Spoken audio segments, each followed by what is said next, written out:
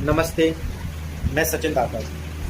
आज बात करेंगे उस घटना की जिसने हमारे लोकतंत्र को जिंदा होने पर एक सवाल खड़ा कर दिया।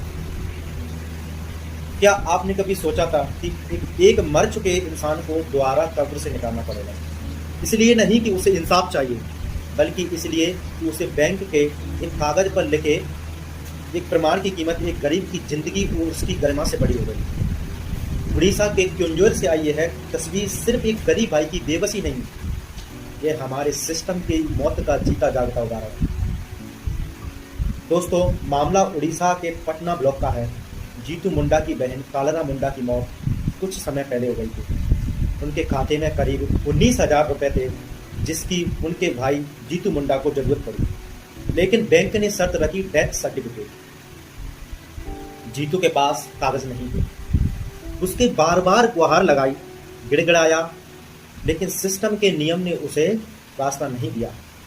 हैरानी की बात देखिए, हम बात करते हैं डिजिटल इंडिया की, आर्टिफिशियल इंटेलिजेंस की, लेकिन एक गरीब को अपनी बहन की मौत साबित करने के लिए उसके कंकाल को खोलकर उसकी हड्डियों को बोरे में भरकर बैंक के सामने ले जाने के लिए मजबूर कर दिया।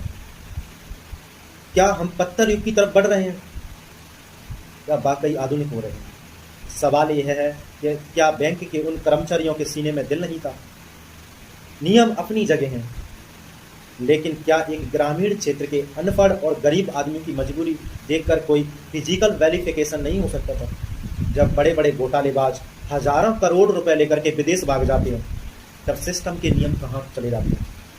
लेकिन जब एक जीतू मुंडा अपने ही हत्या अपने ही बहन के 19,000 रुपए लेने के लिए बैंक जाता है, तो उससे डेथ सर्टिफिकेट मांगा जाता है, प्रूफ मांगा जाता है, तो उसको एक कंकाल लाने के लिए मजबूर किया जाता है। यही इस देश की कड़वी सच्चाई है, जहाँ गरीब होना ही सबसे बड़ा अपराध मान लिया गया है।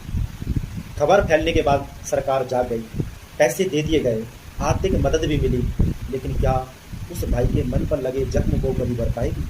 क्या यह खौफनाक मंजर उसकी यादों से मिट पाएगा? हमें सिर्फ डिजिटल प्रगति नहीं करनी, बल्कि एक संवेदनशील, एक जिम्मेदार समाज की जरूरत है। अगर आपको लगता है कि इस सिस्टम में बदलाव जरूरी है, तो इस वीडियो को शेयर कीजिए, सवाल पूछिए, क्योंकि लोकतंत्र में सवाल करना ही हमारा सबसे बड़ा अधिकार है। कल कोई और कंकाल के बैंक की दहलीज पर खड़ा होगा। आपको क्या लगता है, दोषी कौन है? बैंक के नियम या हमारी मरती हुई संवेदनाएं? कमेंट में अपनी राय जरूर